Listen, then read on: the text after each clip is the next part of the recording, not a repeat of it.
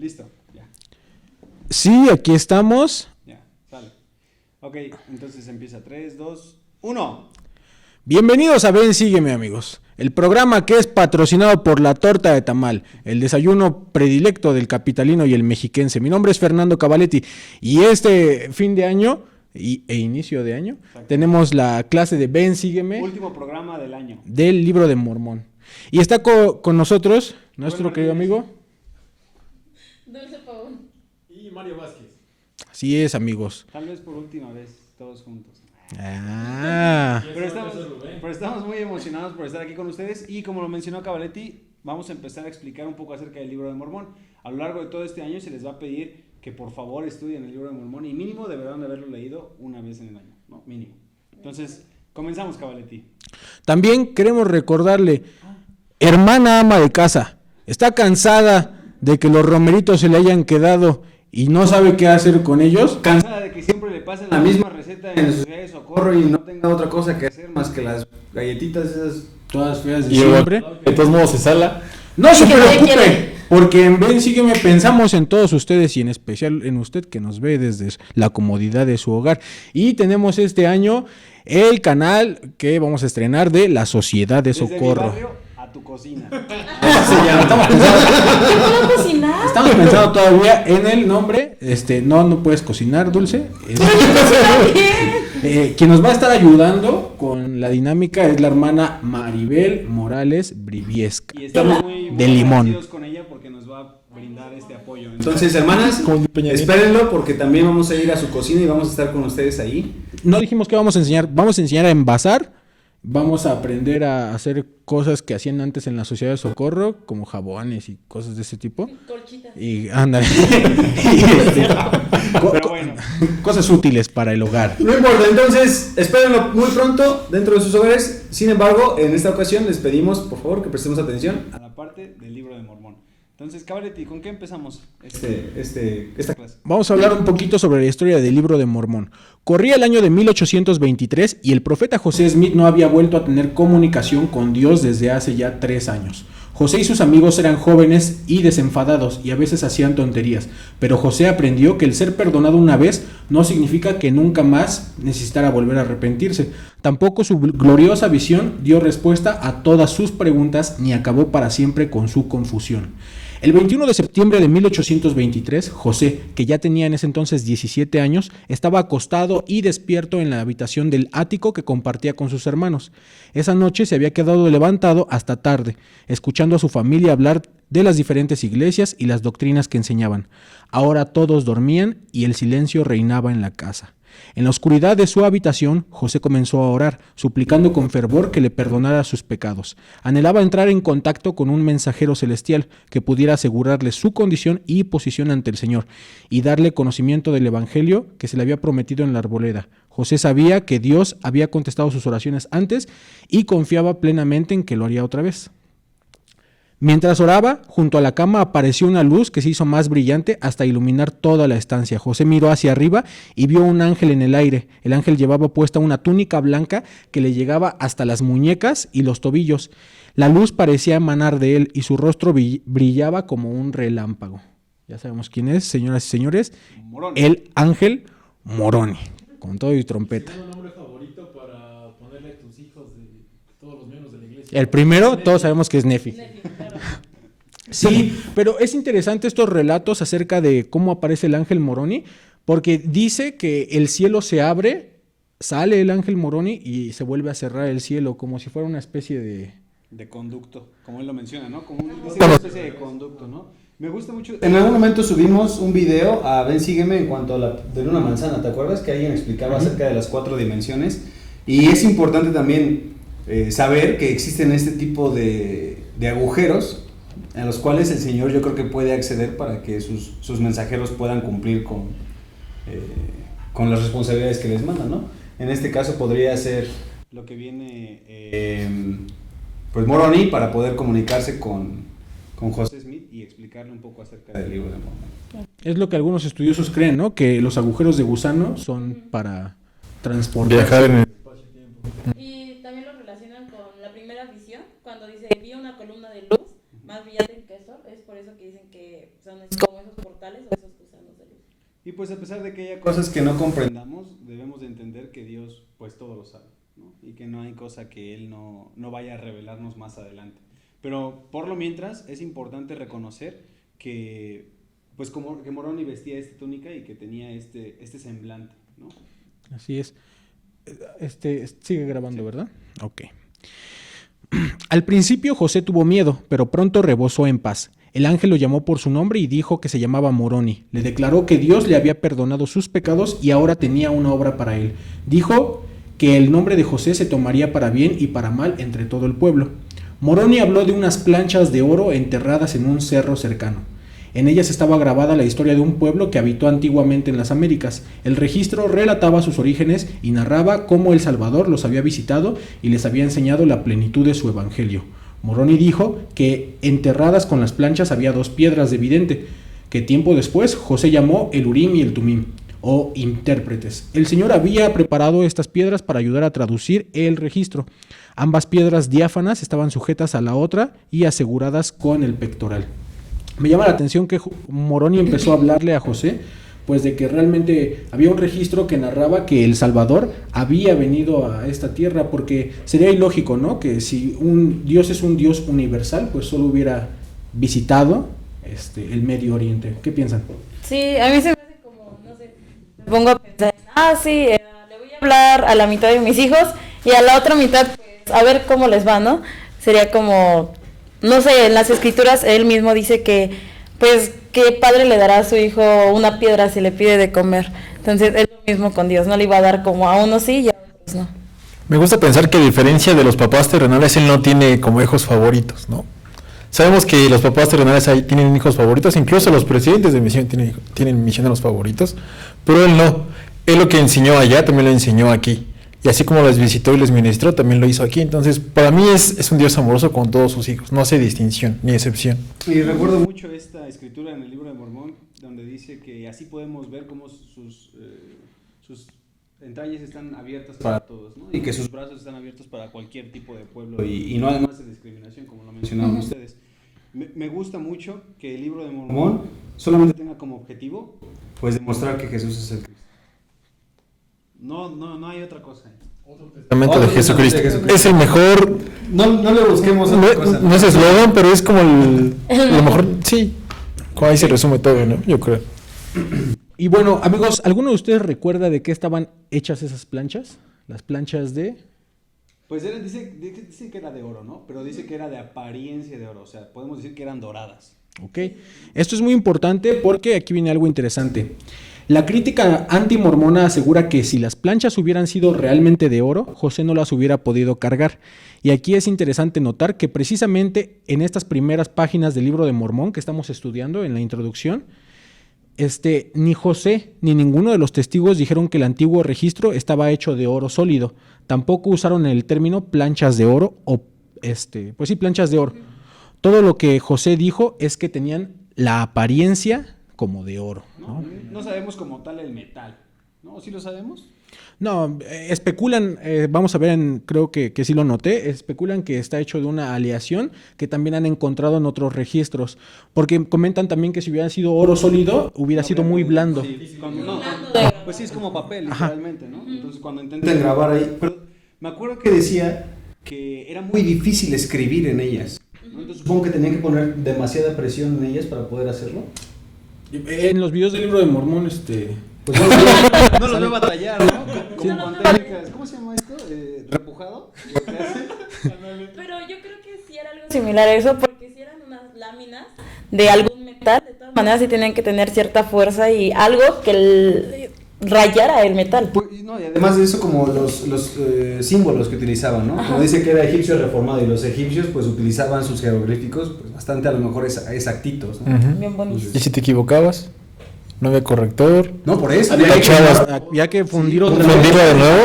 Sí, no, por eso dice Moroni perdón, Mormón también dice que no debemos de tomar los hombres, Ajá. ¿no? No, o sea, si me equivoqué, bueno, me equivoqué, pero pues también Me fue un acento, ¿no? Me parece que no usaban ni acentos ni comas. Pues sí, así. Pero bueno, a ver, continuemos. Ok. Dice, Cuando apareció por primera vez, el Libro de Mormón fue atacado por el supuesto absurdo de haber sido escrito en planchas de oro y su afirmación de la existencia de una versión de la Biblia hebrea de principios del siglo VI a.C., escrita en planchas de bronce, que es las planchas por las que van Ok, sí, las que casa de Labán. Exactamente. Entonces, que contenían los 5 libros, ¿no? así es. Los antimormones dicen que era imposible escritas en bronce. Hoy, sin embargo, hay numerosos ejemplos de escritura antigua en placas de metal. Irónicamente, algunos ahora afirman que el conocimiento de tales placas estaba fácilmente disponible en los días de José Smith. O sea, la gente dice, eso de las planchas de bronce ya existía en el tiempo de José Smith y la verdad es que no había sido descubierto todavía. Lo atacaban diciéndole que no es cierto y después decían, bueno, tal vez sí sea cierto, pero pues ya. Ya lo sabías porque ya estaba. Personas que las ocupaban, no eres el único. La observación de Hugh Nibley en 1952 parece bastante profética. Dice, no pasará mucho tiempo antes de que los hombres olviden que en los días de José Smith el profeta fue burlado y ridiculizado por su descripción de las planchas más que por cualquier otra cosa.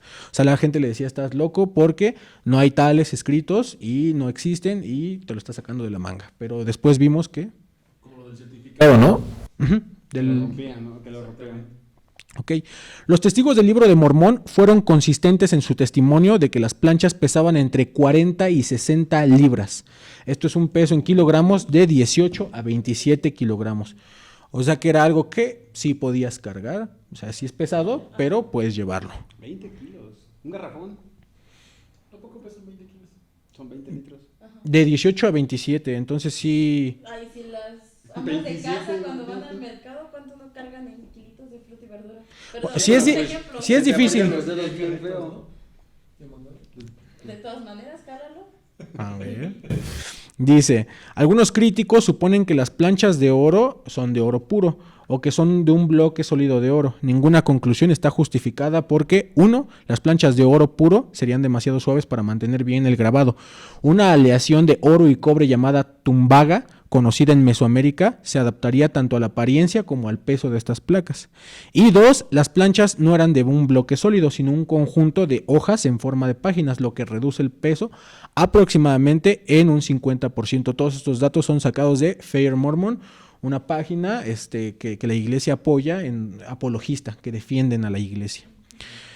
Y 3, con un peso total de 18 a 27 kilos. Es lo que dijo Martin Harris, es lo que pesaban aproximadamente las planchas. Esto es importante.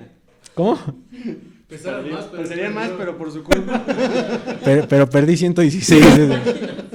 No, cuánto siguen era? pesando lo mismo. Porque era él las todo, tradujo. ¿no? Ajá. O sea, el libro de Mormón pudo haber pesado más. Ajá, y en papelito. ¿Cuánto, por ejemplo, si estamos hablando de una hoja de las planchas, ¿no? ¿Cuánto texto sería traducido? O sea, como cuántas hojas literalmente tradujo José Smith de... ¿Quién sabe? No sé por qué dice que falta todavía una parte de Sí, las aquí planchas está. que estaban selladas. La representan como muy choncha o muy... Ey. Ajá, como que es mucho, mucho. Otras 800 páginas. Una cuádruple. Pues quién sabe, a lo mejor otro doble libro de Mormón, ¿no? Porque el libro de Mormón, como está representado, como lo he visto en el centro para visitantes y en todos lados, sí está como un bonchizote así, y el bonche del libro de Mormón es algo chiquitito, ¿no? Entonces a lo mejor una triple o... quién sabe, ¿no? Una cuádruple. Podría Va a ser bastante texto, ¿no? Podría ser, dice. Mucho. Y esto del peso va a ser importante también por una crítica antimormona posterior. Ahora, después de esa primera visita, esa noche, José tardaría 4 años en obtener dichas planchas. ¿Alguien sabe por qué? ¿Por qué tardó tanto tiempo? Pues tenía que prepararse, ¿no? Así es. Pues él recibía instrucción cada cierto tiempo, ¿no? De las cosas que iba Cada a año hacer. iba al Ajá. mismo lugar y todo. Pero ¿por qué el ángel no se las daba? Pues la capacitación que tenía que tener, ¿no? Yo creo que debía de entender algunos principios doctrinales o ciertas otras cosas y que ya después a lo mejor llegaba con Moroni y le explicaba y le preguntaba, oye, no entendí esto, o ¿sabes qué? ¿Podrías explicarme esto? O ya se lo explicaba, se lo resolví, ahora entiendo. Igual también tenía que refinarse porque En alguna ocasión tuvo intenciones de venderlas y fue sacudido. Si hubiera dado un... ¿Cómo nos dijo ¿cómo se llamaba? Coleman. Cuando vino nos comentaba eso, ¿no? Que cuando él intentó esa parte decía que salió volando porque literalmente tenía malas intenciones. Ajá, sus pensamientos iban como, Entonces, ¿y si los vendo? Y si Esos 4 años fueron para irlo refinando hasta que ya quedó atrás y ya estaba como bien enfocado en que tenía que sacarlo a flote. Aparte, él era joven, entonces dice que también en su juventud, pues no fue como la mejor persona, como todos, ¿no? En nuestra juventud. Entonces, también tenía un poco eso que ver. Yo creo que yo también las hubiera querido vender. Para ayudar a tu Más familia, ¿no? Porque menciona que era muy pobre, ¿no? Su Ujú. familia. Dice, el ángel Moroni alegaba que José aún no estaba preparado, que necesitaba purificar su corazón. Moroni le había pedido a José que fuera con alguien más para recoger las planchas. Su hermano Alvin había sido elegido para esta tarea, pero como ya sabemos, Alvin falleció. Y adivinen quién lo iba a acompañar ahora por las planchas. Así es. Emma Hale, quien fuera la esposa del profeta José, lo acompañó por el registro el 22 de septiembre de 1827. José al fin pudo recibir las planchas. Al final, Alvin era también escogido, ¿no? Si no habría fallecido, habría sido una persona... Habría sido alguien. ¿Sí? Yo creo que... Pues estaba en el reino de celestial, en la visión que tuvo, entonces... Pues es que lo que era Alvin, José y Hiram, yo creo que eran lo mejorcito, ¿no? De lo que De los teníamos Smith, en ese momento. ajá. De acuerdo con el relato de Lucy Mack Smith, del propio José, O sea, su mamá. así es, la madre del profeta, Ajá. la noche en que José fue por las planchas, varios hombres fueron a buscar al profeta para robarle esas planchas. En un sitio web anti-mormón afirma que incluso con 40 o 60 libras, que vimos que son de 18 a 27 kilos, la historia de José corriendo con las planchas era imposible.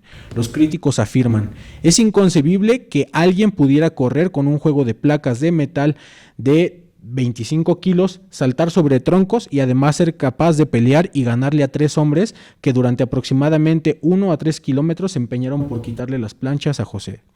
Pero la realidad es que primero, Lucy no dice que José peleó y ganó a los 3 hombres. En cada caso, un hombre intentó emboscarlo solo y José lo golpeó y siguió corriendo. Entonces la pregunta... Lo que te decía. Así es. Entonces, Entonces, ahí viene el término. anda, de las planchas. La pregunta clave parece ser, ¿fue José físicamente capaz de incapacitar a alguien de un golpe? Su conocida habilidad de lucha libre y el tirón de palos sugeriría que sí. Pues sí, ¿no? Dice, incluso cuando lo sacaron de su casa, dice que lo tuvieron que sacar entre 4 o 5 personas porque realmente era fuerte, o sea, no era... No era un debilucho. Ajá, no era débil. Exactamente. Además en la película Se ve a Emma con un caballo.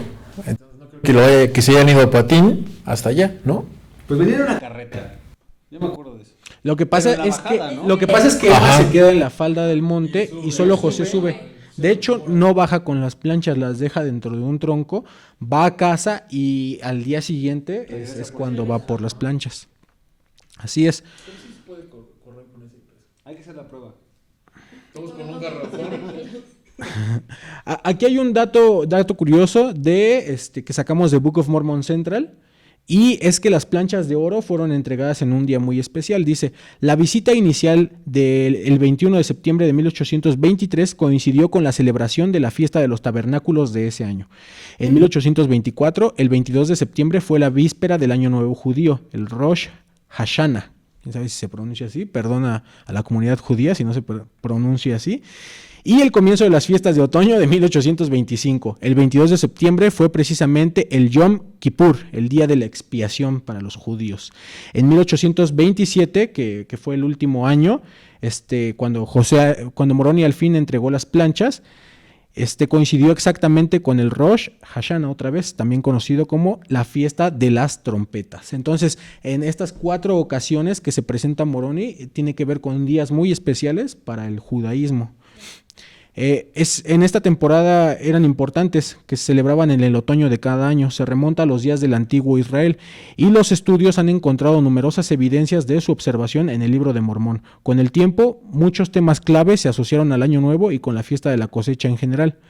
Leonard Hadley Lee explicó, la fiesta de las trompetas significa el momento de la cosecha final de Israel, el día en que se recuerdan los pactos de Dios con Israel, en anuncio de la revelación o la verdad, la preparación de los tiempos más sagrados, incluyendo la era mesiánica. ¿Recuerdan ustedes en Apocalipsis que hay un ángel que toca una trompeta y ahí se anuncia el evangelio? Sí. Y hace referencia precisamente a Moroni. De hecho, el primer ángel Moroni que hubo en el templo de Nauvoo, creo que sí es ese, si no, corríjanme, el Nauvoo o Kirtland, daguerrotipo de Nauvoo, fue Nauvoo, es un ángel acostado y está tocando la trompeta y no lo identificaban como Moroni, solo lo identificaban como el ángel de Apocalipsis que toca la trompeta para anunciar el evangelio.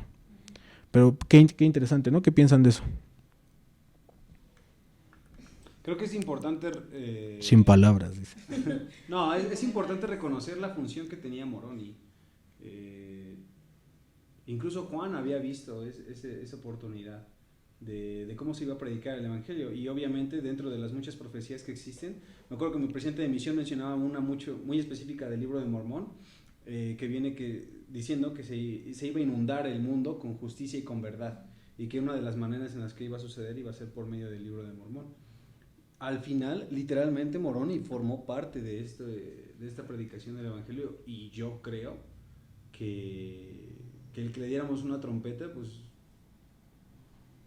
sí realmente refleja el simbolismo de todo lo que llegó a construir, ¿no? O sea, capacitar a un profeta después de la gran apostasía también era una responsabilidad enorme, y la verdad yo estoy agradecido por ello mismo. Y muchas cosas han contado de Moroni, a lo mejor conocemos muy poquito acerca de su historia, pero creo que al final realmente fueron muy buenos amigos, y creo que el presidente José Smith haya sido capacitado por este profeta de la antigüedad debió haber sido también un privilegio, ¿no? O sea, literalmente también fue ministrado por El Salvador, él mismo lo dice, mi padre y yo hemos visto El Salvador y he sido ministrado por él. Me gusta mucho esa oportunidad que se le da. ¿Quieren mencionar algo más? Pensaba en la escritura donde dice que como el libro de Mormón será como una voz de trompeta, y creo que también tiene mucho que ver con eso, cómo es que el mensaje principal del evangelio es pues que ha sido restaurado, pero que hay algo, una base que da esa restauración, y ese libro de Mormón es esa voz de trompeta realmente. Entonces pensaba en eso. Ok. Dice aquí, pero tal vez lo más sorprendente de todo es una razón adicional, podría haber sido que sus instrucciones coincidieran con la temporada de las festividades sagradas de los israelitas. En conclusión, el libro de Mormón fue entregado y presentado en días muy especiales para los judíos, donde se anunciaba que se iba a entregar de nuevo una dispensación, ¿no? José recibió las planchas en septiembre de 1827, pero no comenzó la traducción hasta la primavera del año siguiente, con ayuda de Martin Harris, quien después perdería parte del manuscrito. Este hecho, conocido como las 106 páginas perdidas, a José le fue quitado el poder para traducir hasta que pudo continuar con Oliver Cowdery hasta abril de 1829, traducción que solo tardaría 3 meses. Y es importante notar que la razón por la que esperó fue por el escriba, ¿no? Y porque estaba castigado. Pero inmediatamente que la recibió y lo castigaron. La recibe como dice aquí en septiembre, y empieza a traducir hasta inicios del siguiente año, no inicios, hasta abril. Hasta la primavera. Octubre, noviembre, diciembre, enero, febrero, marzo, abril, 7 meses tarda.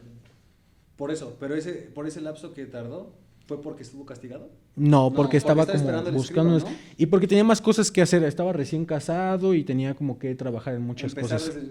Lo importante es notar eso, ¿no? Que al final, ya que la recibía, de todas maneras, no quería decir que ya estuviese listo para él, ¿no? Sí, aparte hay una parte, no me acuerdo dónde leí, que él no tenía incluso los recursos para el material para escribir, o sea, como el papel, la tinta, no lo tenía, entonces también tenía que trabajarle para tener esos recursos. Vemos que es prioridad la familia, hermanos. Y también es interesante, comienza ya la traducción con Martin Harris en 1828, y justo un año después de que pierde las planchas, las páginas, hasta un año después, en 1829, le vuelve a ser dado el poder de traducir. Entonces pasó un año castigado por Dios por no haberlo escuchado, ¿no? Sí, hermanos, y nosotros quejándonos por que el obispo no nos en entrevista. La portada del libro de Mormón comienza de la siguiente manera: el libro de Mormón, un relato escrito por la mano de Mormón sobre planchas tomado de las planchas de Nefi. A esto le siguen 2 párrafos, los cuales probablemente fueron escritos por el profeta del libro de Mormón llamado Moroni, hijo de Mormón. El profeta José Smith explicó que la portada del Libro de Mormón es una traducción literal tomada de la última hoja del lado izquierdo de la colección o libro de las planchas, el cual encerraba la historia que se ha traducido, que el lenguaje de toda obra está dispuesto como todo escrito en hebreo en general, es decir, de derecha a izquierda, y que dicha portada en ningún sentido es una composición moderna, ni mía, ni de cualquier otro hombre que haya vivido o viva en esta generación. Como mencionaba Rubén, el libro estaba escrito de derecha a izquierda y es la última página, ¿no? de la izquierda. Y es padre, ¿no? Porque pues tiempo después se iba a traducir de esa manera, ¿no? Me gusta mucho eso. ¿Cómo? Como el resumen, ¿no? Ah, al final sí, el ok. resumen estuviera al final y tú lo vieras al principio y estuvo padre. Sí. Como el prólogo, pues. Por así Ok, decirlo. ok. El primer párrafo de la portada del Libro de Mormón declara que el registro sagrado habría de aparecer en el debido tiempo. ¿A qué creen que se refiere eso del debido tiempo? Pues tenemos que considerar primero la libertad religiosa que tenía que tener el país, ¿no? Y Estados Unidos fue uno de los pioneros en poder darle la libertad a sus ciudadanos de tener eso, ¿no? Segundo, teníamos que considerar que alguien viviera cerca de ahí, ¿no? Yo creo.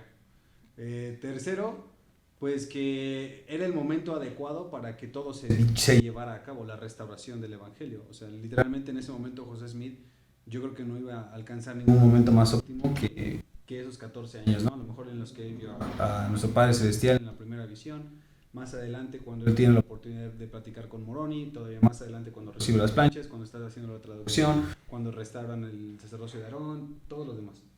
Entonces creo que ese es el debido tiempo del Señor. Cuando más necesitábamos del Evangelio es cuando Él consideró prudente que eso fuera. Pensaba en el tiempo de la gran apostasía, desde la muerte de Jesucristo hasta el momento en que se da la primera visión. Y no recuerdo dónde lo leí. Decía que realmente eran tiempos oscuros, o sea, donde esa libertad religiosa sí existía, pero ningún hombre sabía a dónde ir. O sea, no había nada. Entonces, quiero pensar, o me hace pensar en esa idea de que realmente el Señor prepara todos los tiempos. Él sabe exactamente, el otro día veía con los misioneros y el presidente del CCM, el presidente Olson, le decía, ¿creen que Dios es impuntual?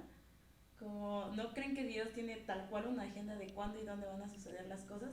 Entonces, él sabía que era el momento preciso, porque sabía cómo iban a estar las cosas en esos días para poder tener a un hombre lo suficientemente capaz de llegar y preguntarle como qué tengo que hacer y que fuera él y le diera las herramientas para hacerlo. Pienso en eso.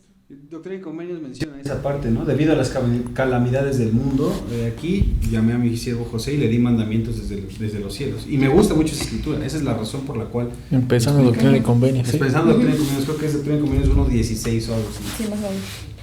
¿Me puedes ayudar, Rubén, con donde dice ha de ser? Ok, dice... Ha de aparecer. Continúa en compendio. Dice... Ha de aparecer por el don y el poder de Dios para que sea interpretado, sellado por la mano de Moroni y escondido para los propósitos del Señor, a fin de que apareciese en el debido tiempo por medio de los gentiles, a interpretarse por el don de Dios. ¿A qué creen que se refiere a esto de interpretadas por el don y el poder de Dios? Ninguna otra persona en ese momento sabría o entendería esos jeroglíficos, ¿no? O ese medio de escritura, porque no cualquiera puede entender un idioma reformado como en ese entonces. O lo tienen muy puro o un lenguaje ya muerto, por ejemplo, como el latín. Pero en ese tiempo, en esas circunstancias, solamente por el poder de Dios y por los traductores que venían junto con las planchas. Oye, Es lo que hablábamos hace ratito de las circunstancias. Por ejemplo, ¿por qué se hizo allá y no aquí en México? Porque aquí en ese año estábamos apenas con la independencia, estábamos por ahí, en 1800 y cacho, estábamos apenas independizándonos. Así es, estábamos con el cura Hidalgo luchando por la independencia del país. ¿No? No hubiera podido haber una... Además del extremo catolicismo que México estaba siendo sometido, ¿no? Entonces, esa es una El de cura las católico fue el que inició la Bueno, independencia, entonces imagínate, ¿no? Por Sí, eso es que en Estados Unidos y en esas circunstancias es que se dio todo esto. Y es importante mencionar esta parte que decíamos del don, ¿no? Hablamos de los dones. Y como decía, el Señor vio la desobediencia de José y el don le fue retirado. Entonces teníamos que comprender que no era algo que José podía hacer cuando él quisiera. Tenía que ser algo que ganara, algo que se esforzara por tener por su dignidad. Sí, Y aun cuando estuviera y todo eso, lo podía hacer. Yo me pregunto cómo habría funcionado eso. Es como si tuvieras un teléfono, pero sin saldo, ¿no? A lo mejor tienes el dispositivo, lo tienes ahí, sabes cómo utilizarlo y todo, pero no sirve. Entonces, creo que esa es la Como parte... si no te subieras el pin, ¿no? Ándale. Ajá. Como si tuvieras un iPhone sin datos o sin internet, ¿no? ¿No? ¿De qué sirve? Para nada. Perfecto. Entonces, yo creo realmente que el Señor demostró muchos principios del Evangelio dentro de la vida de José Smith, específicamente en la parte de la traducción de las Escrituras. No era algo sencillo, no fue algo fácil, le enseñó sacrificio, le enseñó la importancia de las Escrituras, y creo que eso es algo que muchas veces como miembros de la iglesia olvidamos. Hermanos, seamos agradecidos por las Escrituras que tenemos. A lo mejor no hablamos de la Biblia, pero Guillermo Tyndale también fue quemado y literalmente, ¿qué hicieron? Lo mataron y después lo quemaron para demostrar que realmente había hecho algo malo solamente por haber traducido la Biblia al inglés. Entonces, pues José Smith igual, selló su testimonio con su vida en cuanto al libro de Mormón, y yo creo que es algo literalmente de mártires del Señor, pues hacer eso para que su obra realmente tenga un significado para las demás personas. Así es, hay que cuidar de los dones. En una ocasión dejó de venir el don de los tamales y... Un chiste, señores, un chiste, no se enojen. En el principio del canal es cuando íbamos por los tamales, ¿te acuerdas? Sí, íbamos por tamal con el don y ahora ya no lo tenemos, al don de los tamales. Dice el elder Russell M. Nelson del Quórum de los 12 Apóstoles en ese entonces presentó algunos datos sobresalientes sobre la traducción del Libro de Mormón. Todavía no se conocen plenamente los detalles de este milagroso método de traducción, pero algo de conocimiento tenemos al respecto, conocimiento que consideramos precioso. El segundo dato curioso es, Emma Smith fue una de las primeras personas que sirvieron como escribientes de José. Relató lo siguiente en 1856. Durante el tiempo que mi esposo pasó traduciendo el Libro de Mormón, yo escribí parte del libro. José me dictaba cada oración palabra por palabra. Y cuando llegaba a un nombre propio que no sabía pronunciar o palabras largas, las deletreaba mientras yo las escribía. Si yo cometía algún error de ortografía, él se detenía y me corregía la ortografía, aunque le resultaba imposible ver cómo yo las escribía en ese momento. O sea, me parece que en ese tiempo estaban divididos por una tela. No, las tradujo y nunca las vio. O sea, ayudó en la... Las tocó, Pero nunca las vio. pero nunca las vio. Aún siendo su esposa, nunca las vio. Yo no sé si las tocó, Es que dice que pero José creo que sí. Smith le podía decir como te equivocaste. Y él no la estaba viendo directamente. O sea, estaban divididos y le decía como, te equivocaste, escribiste mal o algo así. Por el poder de Dios. Okay. Aún la palabra Sara no la supo pronunciar al principio, por lo que la tuvo que deletrear y yo se la pronunciaba a él. Cuando se detenía por cualquier propósito, en el momento que fuera, al empezar de nuevo, comenzaba sin vacilar en el lugar en el que se había quedado. En una ocasión estaba traduciendo y de pronto se detuvo, pálido como una hoja de papel, y me preguntó, Emma, ¿Jerusalén estaba rodeada de murallas? Cuando le dije que sí, él contestó, no lo sabía. Temía haber sido engañado. En ese entonces José tenía un conocimiento tan limitado de la historia que ni siquiera sabía que Jerusalén estaba rodeada por murallas. Y eso es lo importante, ¿no? Otra vez. Bueno, al principio de lo que mencionábamos de cómo continuaba en ese mismo momento, ¿no? Literalmente se demostraba el don que tenía. No tenía que volver a leer. ¿Dónde me quedé? ¿No? Sí. Era como de... ¿Me puedes dictar la última parte donde me quedé? Y pues no era eso, ¿no? Y después la parte de la ignorancia secular que mantenía, ¿no? Entonces, no hay manera en la que yo no pueda creer esto diciendo que José Smith realmente era un profeta del Señor. O sea, que él puede llamar al más humilde, al menos preparado, pero si él le da una tarea para que él cumpla, pues él lo va a hacer. ¿Saben por qué? Porque Dios lo ha decidido. Y va a poner gente como Emma Smith para que pueda ayudarle, incluso si es necesario, a deletrear una palabra, hermanos. Y es ahí donde yo creo que sí tenemos que tener muy en cuenta a la juventud en esa parte, ¿no? O a las personas que no tienen tanto conocimiento secular. Y ellos son los que van a entregar la iglesia al Cordero. Hay una frase que dice, ¿no? Que a quien Dios llama, Dios capacita. Entonces, Dios había llamado a José Smith y lo estaba capacitando. Tal vez tenía que ocupar otras herramientas como a su esposa o incluso a Moroni, pero lo capacitó. ¿Se acuerdan de esta charla que hubo de las mujeres jóvenes? Hubo una frase que me gustó mucho que dicen, si me motivas pero no me capacitas, me frustras. Eso fue lo que dijeron las hermanas. Yo dije, ¿Cómo no voy a recordar esa charla si nos pusieron un strike? Pero bueno, pero La verdad es que tiene sentido, ¿no? O sea, hermanos, no hay malos miembros dentro de la iglesia. En México, ¿no? No hay malos miembros, solamente hay víctimas de mala capacitación y tenemos que comprender eso. Tenemos que ser pacientes con aquellas personas que a lo mejor, por su falta de experiencia en llamamientos o por ser su primera vez, no saben cómo realizar las cosas.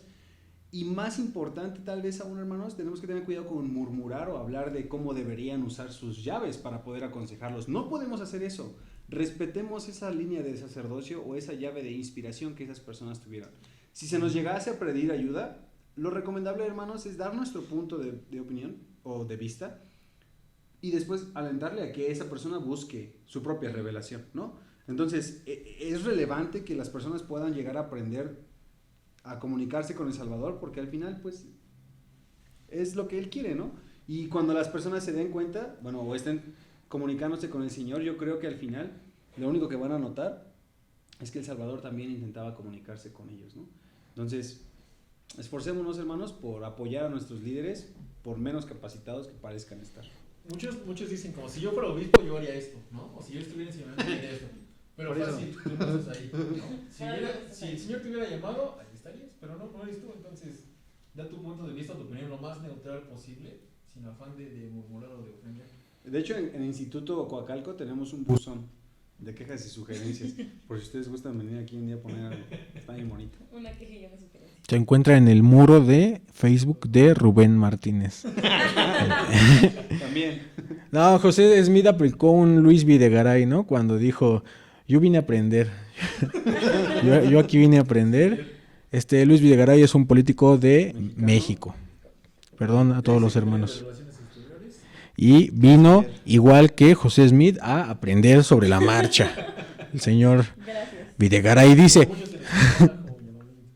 Aunque con el pasar de los años el profeta pulió sus habilidades, Emma reconoció que cuando José tradujo las planchas de oro, él apenas sabía leer y escribir en forma rudimentaria.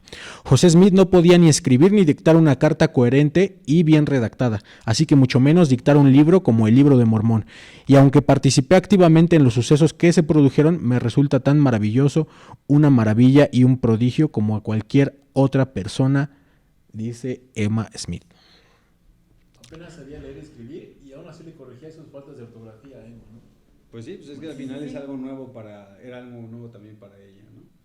Como Nefi, ¿cómo se escribía? A lo mejor ella, Nephi, no sé cómo lo hayan decidido escribir, ¿no? Sí tuvo errores en ello, pero creo que sí es importante notarlo. Okay. Hay una parte que también viene en la portada que es convencer al judío y al gentil de que Jesús es el Cristo. Según la portada, el propósito del Libro de Mormón es convencer al judío y al gentil de que Jesús es el Cristo, el eterno Dios que se manifiesta a sí mismo a todas las naciones. El subtítulo del Libro de Mormón, aquí hay otro dato interesante, el subtítulo del Libro de Mormón, Otro Testamento de Jesucristo, recalca ese propósito primordial. El presidente Boyd K. Packer, presidente del Quórum de los 12 Apóstoles, señaló la importancia del subtítulo. De acuerdo con una reciente decisión de las autoridades generales, el Libro de Mormón de ahora en adelante se publicará con el título El Libro de Mormón y con el subtítulo Otro Testamento de Jesucristo. Creo que estos libros de Mormón salieron antes, ¿no? O ya dicen abajo, ya dice eso. Los azulitos que eran antes con el morón y chiquitito, esos son los Solo que... decían el Libro de Mormón. No, solamente decían el Libro de Mormón, pero ya tiempo después de este... ¿Qué año fue este que tenemos? No, Mi papá, no lo apunté. No sé si lo tiene todavía, tenía uno que era como rojo y solo decía el Libro de Mormón, así tal cual. Ajá. Los signos decían. Yo tengo uno más chido que solo dice Mormón. De Mormón, dice el mío. Todo desgastado ya. No, mierda. De tan tallado que está. Solo dice testamento. No, Y bueno, para terminar, el palo o registro de Judá en el Antiguo Testamento y en el Nuevo Testamento y el palo o registro de Efraín, el Libro de Mormón, que es otro testamento de Cristo, están ahora entrelazados de tal manera que al estudiar uno nos lleva al otro. El aprender de uno nos aclara el conocimiento del otro. Son sin duda en nuestras manos, perdón. La profecía de Ezequiel se ha cumplido. Entonces, qué importante, ¿no? A entender un poquito de dónde salió el Libro de Mormón, cómo fue que se tradujo, cómo se llegó hasta estas primeras páginas. En las primeras páginas tenemos pues todo, la introducción de qué es el Libro de Mormón. Nos invita incluso a hacer 3 cosas, que es leer, meditar y orar para saber si estas cosas son ciertas. Que es lo mismo que los misioneros invitan a todas las personas. Y hermanos, Sabemos que el libro de Mormón es verdadero, contiene enseñanzas que solamente nos darán paz en esta vida y nos brindarán éxito también en todos los aspectos de nuestra vida. Se ha dicho mucho que contesta las respuestas o las preguntas del alma, ¿no? Que Hasta las tienes- respuestas contestas. También las respuestas. Pero estas preguntas del alma, creo, hermanos, que es para que nosotros podamos ser felices. Y sin duda alguna, el libro de Mormón probablemente es el libro que, aunque no termine en un final feliz, es el libro más increíble y poderoso que pueda llegar a existir. Sí, no termina en un final feliz. ¿Cómo que no? La destrucción de un pueblo completo. Moroni dice hasta vernos ante el agradable tribunal del gran Jehová. No puedes. Es una chulada para mí que diga agradable tribunal del gran Sí, Jehová. pero pues es que. Para mí, solito. el libro de Mormón termina en la guía del estudio de las escrituras.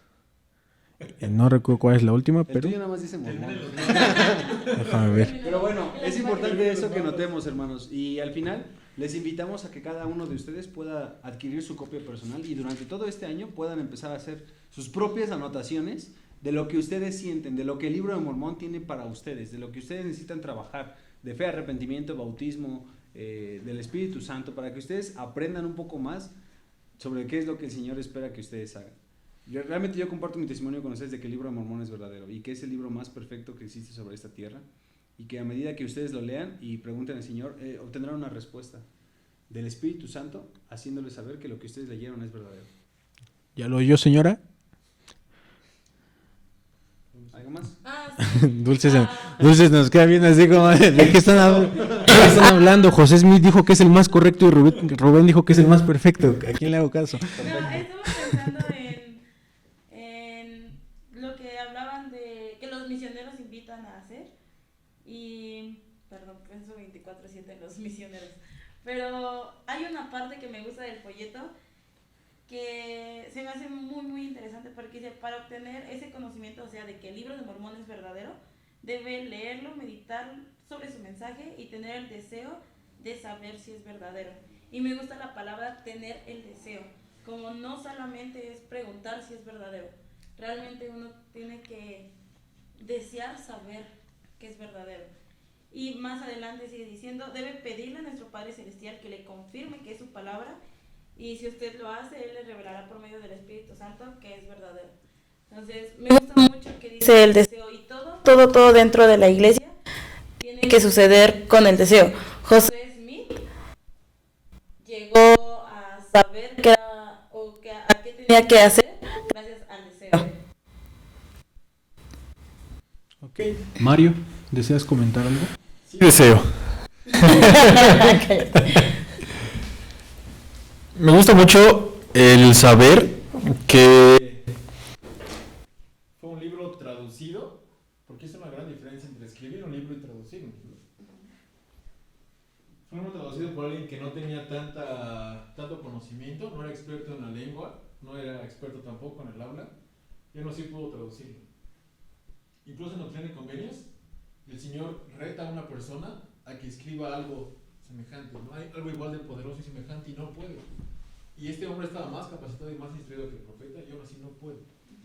Me encanta mucho esta parte de que el libro de Mormón es el más correcto y a la vez el más perfecto sobre la tierra, y de que fue traducido por un joven que tenía menos capacidad y menos historial académico que nosotros, y aún así ha podido trascender fronteras y ha sido traducido en quién sabe cuántos idiomas y ha llegado en tantos países. Cientos de idiomas.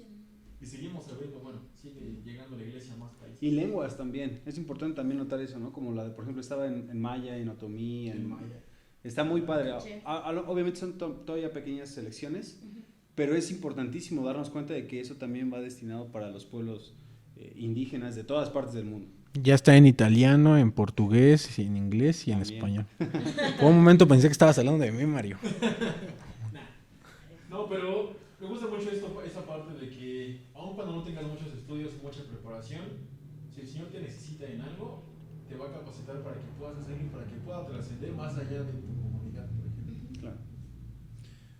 ¿Algo más, Cabretti? No, amigos, solo queda decirles que los saludos se los debemos porque esta no es una transmisión en vivo, porque no podemos hacer transmisiones en Tuvimos vivo. un pequeño problemita ahí en YouTube. Sin embargo, queremos desearles un excelente, feliz año nuevo. Que puedan esforzarse por terminar con su familia de la mejor manera, que puedan resolver esos conflictos y puedan llegar a proponerse cosas que les ayuden a superarse.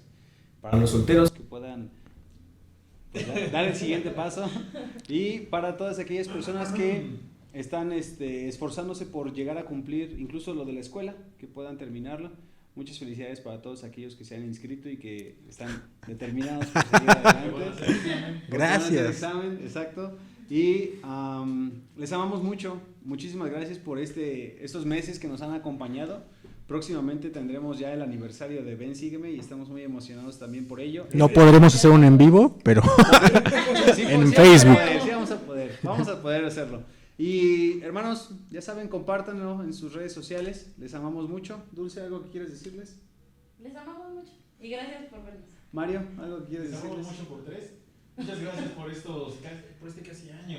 Tenemos 10 meses, ¿no? En febrero es el año.